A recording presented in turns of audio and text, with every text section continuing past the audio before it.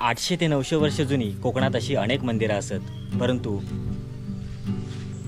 2 ते 2,500 वर्षापूर्वीचा वारसा सांगणारो कोकणात काही मंदिरं कातळात कोरलेली असत. त्यापैकी हा आमचा विमलेश्वर मंदिर. नमस्कार मित्रांनो, मी राज सोळंके बिंग राजकुया माझ्या यूट्यूब चॅनलवर तुमचं स्वागत करते.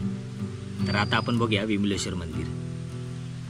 श्री क्षेत्र विमलेश्वर कोकणातल्या पुरातन मंदिरांपैकी एक मंदिर आमच्या देवगड तालुक्यातल्या वाडे ह्या गावात असा. मंदिरात प्रवेश केल्यावर समोरच ही काळे भैरवांची गुफा असा.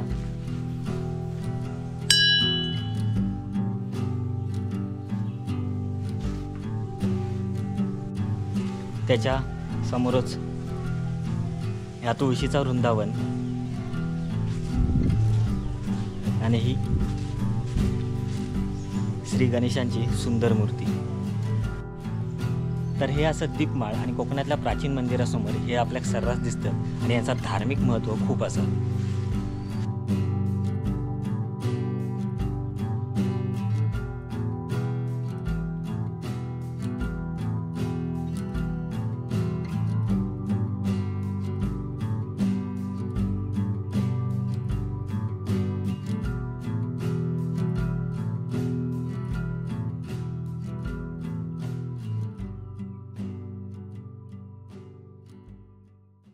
तर आता आपण विमलेश्वर मंदिराच्या गाभाऱ्यात जाऊया.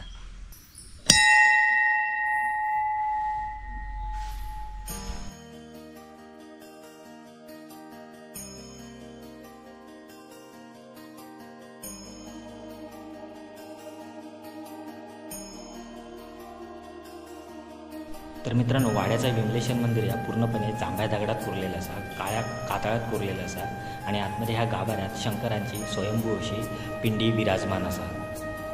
माझ्या मागे हा तुमचा हत्तीचा शिल्प दिसता, आता पूर्ण काळ्या कातळात कोरलेला आणि कालांतराने त्याची पडझड झाली असा आणि त्याच्यानंतर ह्या पुढचा कॉन्क्रीटचा बनवलेला असा. कमाल आहे.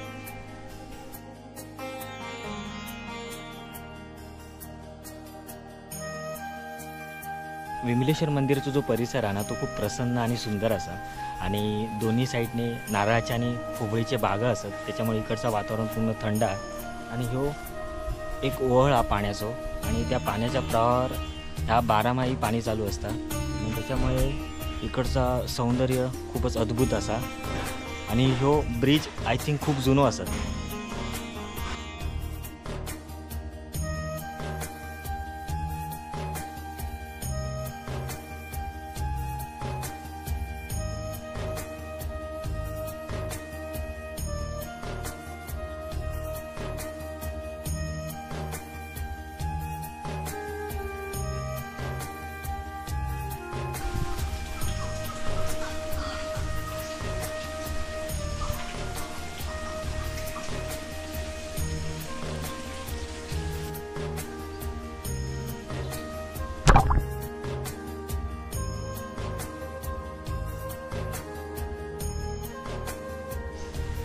तर ह्या ओढ्यात 12माही पाणी असतं, त्याच्यामुळे ही जी 2 पाण्याची टाकी आहेत ना, ती मेमध्ये पण भरलेली असणार माझ्या माहितीनुसार आणि त्या पाण्याच्या टाक्यामधून त्या नंदीच्या मुखात पाणी जातं.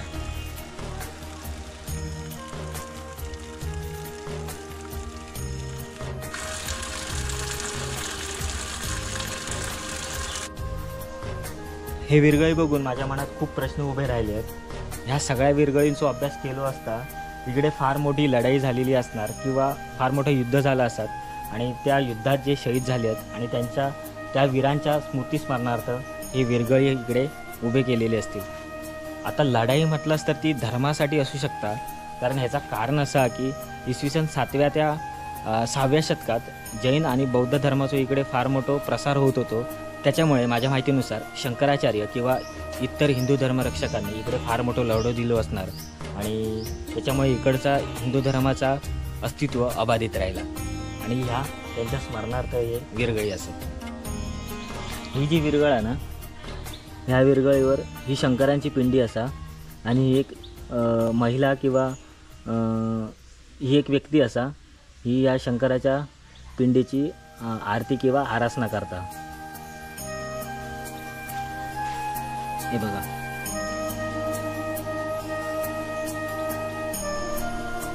विरगळींचो तेवढं माझो अभ्यास नाही हा, परंतु जेवढा म्हाका माहिती असा तेवढं मी ह्या विरगळींचो अर्थ लावतोय.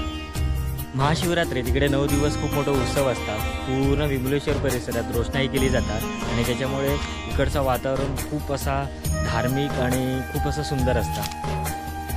तर मित्रांनो, विमलेश्वर मंदिर तुमका कसा वाटला कमेंट करून नक्की सांगा. व्हिडिओ आवडली तर लाईक करा, शेअर करा आणि चॅनल माझा आठवणी सबस्क्राईब करा.